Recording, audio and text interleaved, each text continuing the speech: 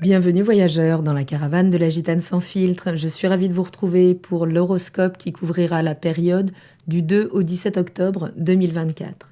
Cette vidéo fait suite à l'analyse générale de la nouvelle lune en Balance du 2 octobre. Et dans cet horoscope, je vais d'abord contextualiser quel secteur de votre vie est en train d'être renouvelé dans l'énergie de la Balance, puis l'influence du ciel en fonction de votre signe, jusqu'à la prochaine pleine lune qui aura lieu dans le signe du Bélier. Je vous invite à monter votre propre thème. Vous trouverez un tutoriel sur ma chaîne, dont le lien s'affiche ici, puisqu'en fonction de votre heure de naissance, les secteurs de vie peuvent être répartis autrement. Donc n'hésitez pas à faire une combinaison de votre signe lunaire, solaire et ascendant pour une compréhension plus personnelle des influences du moment. Si vous êtes Verseau, ascendant Verseau, ou si vous avez la lune dans le signe du Verseau. Les deux luminaires, Soleil-Lune, se sont alignés pour la nouvelle lune dans le secteur 9 de votre thème. La balance, puisque cette nouvelle lune est en balance, est axée sur l'harmonie, le relationnel, les partenariats. Et une nouvelle lune en balance, elle marque un nouveau cycle dans les interactions sociales, dans le fait de trouver un équilibre entre soi et l'autre.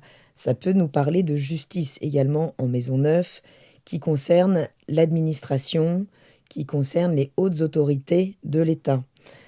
Alors, cette période, elle vous offre la possibilité là, de rêver plus grand, de sortir peut-être de certains projets à plus ou moins long terme qui ne correspondent plus vraiment là, à vos désirs réels et qu'il s'agirait peut-être de laisser de côté pour pouvoir faire la place à de nouveaux projets plus alignés. Ce secteur 9 est le secteur où on élargit ses horizons. Le nœud sud étant présent, vous pourriez être revisité par des situations que vous connaissez déjà et qui correspondent peut-être à des croyances trop installées qu'il s'agirait de laisser derrière vous là pour relancer des dynamiques relationnelles. Donc peut-être en lien avec l'étranger, peut-être en lien avec ce qui va concerner des hautes études, avec de nouvelles philosophies, de nouvelles croyances. Il y a vraiment là quelque chose qui cherche à s'épanouir, à s'expandre. Pluton va redémarrer en direct pendant ce mois dans votre secteur 12, votre secteur inconscient, votre secteur caché également. Donc il y a vraiment un travail de fond qui se fait là pour que vous puissiez débrancher d'anciennes croyances. Uranus, votre planète, rétrograde également dans le secteur du Taureau. Donc le socle de croyances à débrancher est en lien avec les racines familiales. Votre sécurité émotionnelle, comment elle s'est tissée au sein de votre enfance. Il pourrait y avoir des dynamiques là qui remontent, puisque Mars est dans votre secteur 6 et peut déclencher une forme d'irritabilité au quotidien, peut-être avec vos collègues de travail. Mais c'est un secteur qui vous demande à gagner en maturité, en termes d'hygiène de vie, de routine de vie, de positionnement par rapport aux collègues, qui peut-être peut manquer parfois de maturité et qui va là être au carré de cette nouvelle lune. Donc l'émotionnel va être mis en lumière pendant cette période, puisque le carré n'est pas exact au moment de cette nouvelle lune. On le verra après dans la progression du ciel, il va se rapprocher.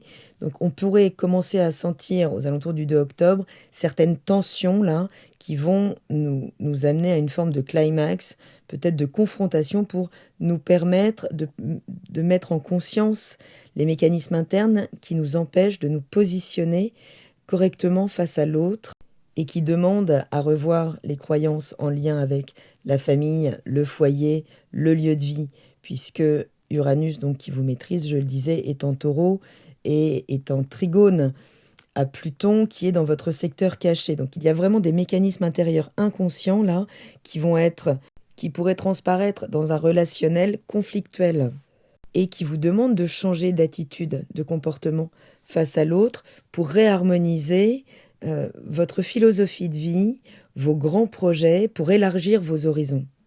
Et on parle d'horizons relationnels pendant cette nouvelle lune. Cette nouvelle lune est maîtrisée par Vénus, qui est en Scorpion pendant cette période. Elle n'est jamais très confortable en Scorpion, mais elle sait prendre des risques.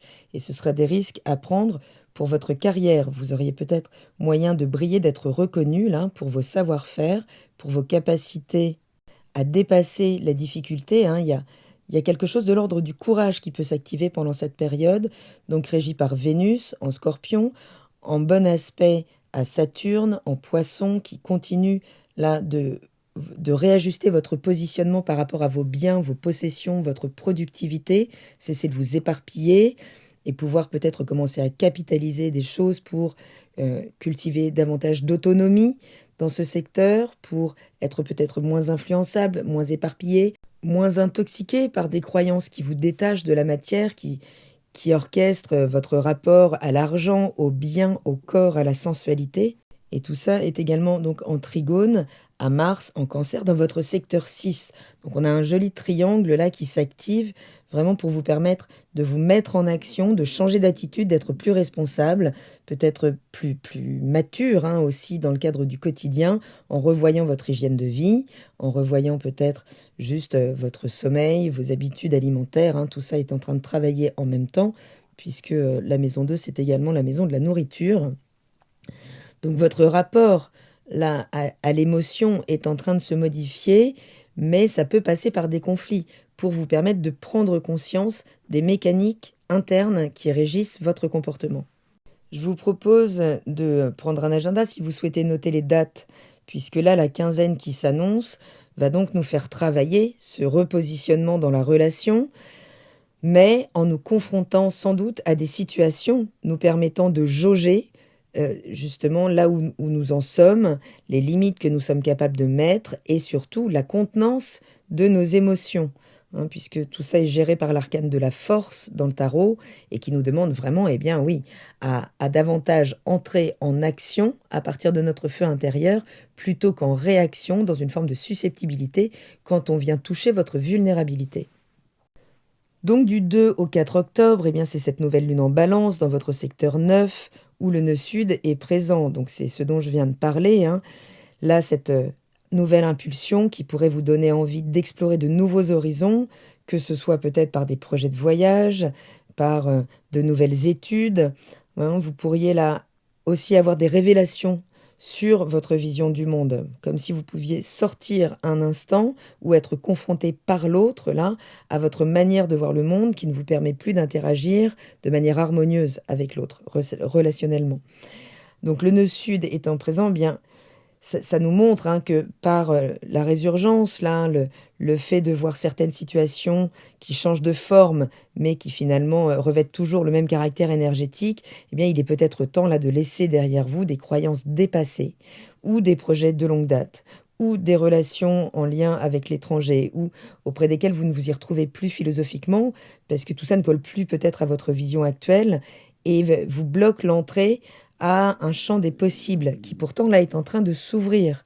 Donc prenez le temps de rêver grand et de prendre conscience en fait du travail qui doit être fait intérieurement en termes de croyances pour pouvoir entrer dans un nouveau cycle relationnel beaucoup plus harmonieux et surtout beaucoup plus aligné avec votre philosophie de vie. Du 4 au 7 octobre, la Lune entre en Scorpion dans votre secteur 10 où elle va rejoindre Vénus. Le secteur 10, c'est celui de votre carrière, de vos ambitions, de votre vie publique. Donc là, c'est un focus pendant 2 jours sur cette partie de votre vie. Donc avec Vénus, là, vous pourriez recevoir de la reconnaissance, vous pourriez être particulièrement magnétique. Donc vous pourriez avoir des propositions, de nouveaux projets, de revalorisation, donc peut-être de promotion, de soutien des supérieurs. Le charisme est au top là, au niveau du pro. C'est un bon moment pour vous faire remarquer, pour aller charmer les bonnes personnes. Et voilà, c'est un coup de pouce pour vos ambitions, donc c'est maintenant là que vous pouvez agir avec plus de maturité, vraiment. Puisque tout ça est donc en aspect à Mars en Cancer. Du 7 au 9 octobre, la Lune entre dans le signe du Sagittaire, dans votre secteur 11, activant Jupiter, qui est en Gémeaux, dans le secteur du partenaire amoureux, des projections de votre création, celle que vous signez, de vos enfants. Et là, ça va être la possibilité d'initier beaucoup plus de profondeur dans ces secteurs-là de votre vie. Pourquoi ? Jupiter donc, vous fait gagner en expansion. Mais c'est une expansion extérieure, plutôt sociable. Vous êtes ouvert, vous êtes peut-être en train dans une dynamique de réunion de vos enfants, de plus grand partage, d'épanouir votre création, votre créativité. Mais Jupiter ne va pas tarder à rétrograder. J'y arrive.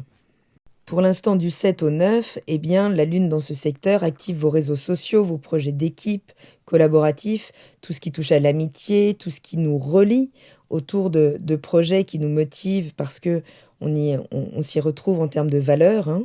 Donc là, c'est un bon moment pour sortir, pour rencontrer du monde, peut-être discuter de nouveaux projets avec des amis. L'activation de Jupiter en maison 5 pourrait vraiment vous donner un élan créatif, une belle surprise dans votre vie amoureuse. C'est l'idée là de vous amuser, de laisser la place à l'imprévu, à la joie. On est vraiment dans le moment présent, dans la satisfaction immédiate pendant ces 2 jours. Et au terme de ces 2 jours, donc le 9, Jupiter entre en rétrogradation jusqu'à fin février pour donner plus de corps finalement à tout ce que vous aurez peut-être initié là.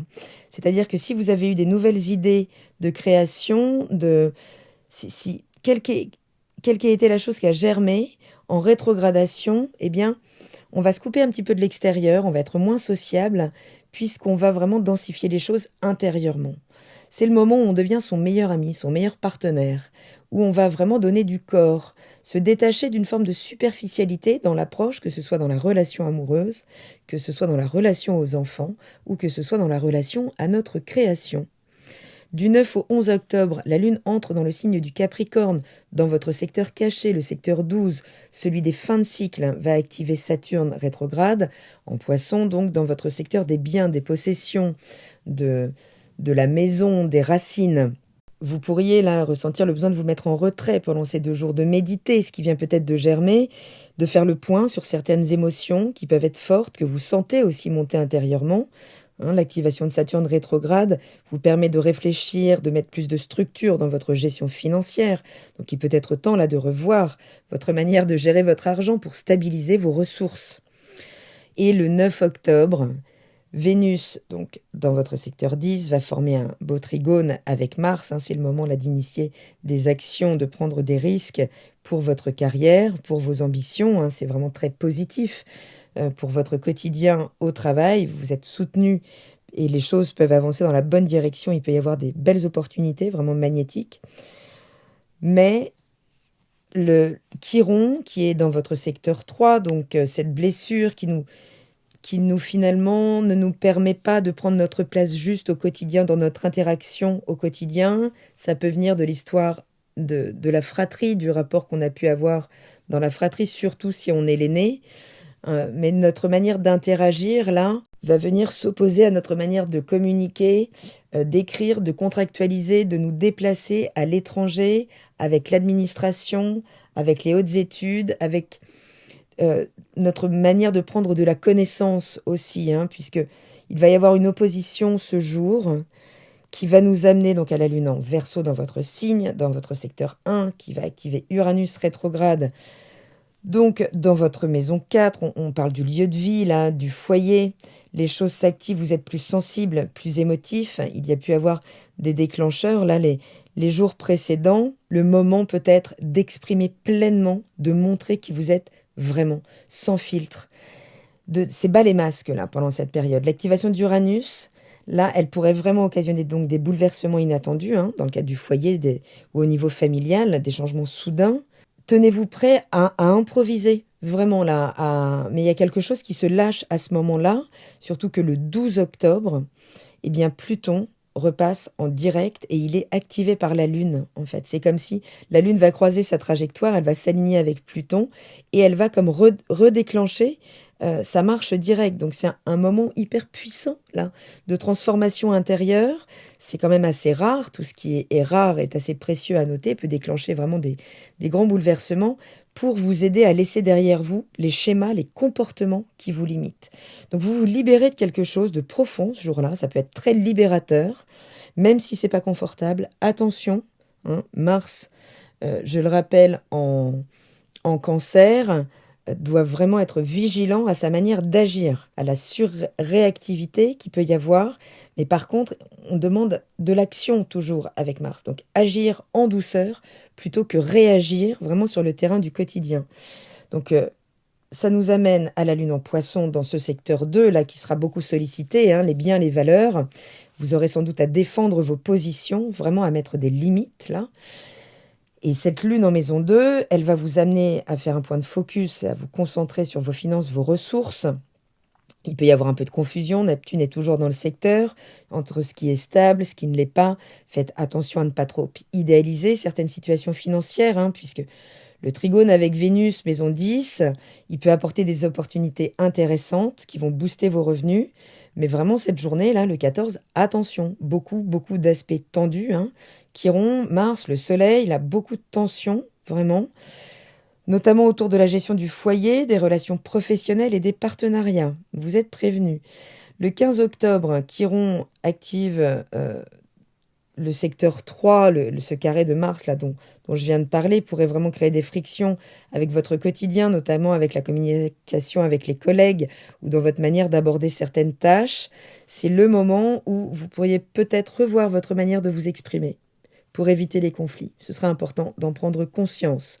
Tout ça nous amènera à la prochaine pleine lune, dans ce même axe-là, 3-9, de l'environnement de proximité immédiat, de votre communication, de votre vision de la vie, de votre gestion de ce qui se passe à l'étranger, de ce qui vous est étranger, de l'administratif. Hein, c'est un moment là où vous pourriez vraiment être confronté à ça pour faire le point sur votre manière de faire, d'interagir avec votre entourage et puis de vérifier là où vous en êtes par rapport à ce qui a été lancé depuis la nouvelle lune, qui pourrait vraiment là se révéler pleinement et vous permettre de regarder les choses en face et de réajuster ce qui doit être réajusté pour boucler ce cycle. Donc c'est un moment pour ajuster votre vision du monde, vos croyances et peut-être de revoir certains projets en lien avec l'étranger, l'administration, des signatures, de l'apprentissage. Donc c'est intense, mais Scorpion se prépare à arriver dans votre signe. Donc plus vous ferez ce travail là d'humilité, de OK, d'accord, là il y a des points à remettre en question. C'est lié à ce que j'ai vécu avec mes frères et sœurs, ce que j'ai vécu dans l'enfance, comment ça s'est créé au niveau du foyer, la projection des parents sur moi, ma relation à la matière, au corps. Tout ça là doit être regardé en face, prendre peut-être les moments de recul nécessaires pour pouvoir saisir les bonnes opportunités d'évolution qui vont peut-être vous demander du courage, des prises de risques, mais tout ça vous permettra de trouver plus d'équilibre pour avancer et en laissant derrière vous ce qui ne sert plus vos systèmes et maintenir les relations authentiques et peut-être vous défaire des relations là qui ne partagent plus vos systèmes de valeurs. Voilà, j'espère avoir un petit peu éclairci cette période, un petit peu chaotique, mais vous savez vous adapter mieux que tout le monde. Et voilà, il y a l'arrivée de Pluton dans votre signe, c'est le moment des grandes transformations. Je vous embrasse et je vous dis à très bientôt dans la caravane de la Gitane sans filtre. Salut!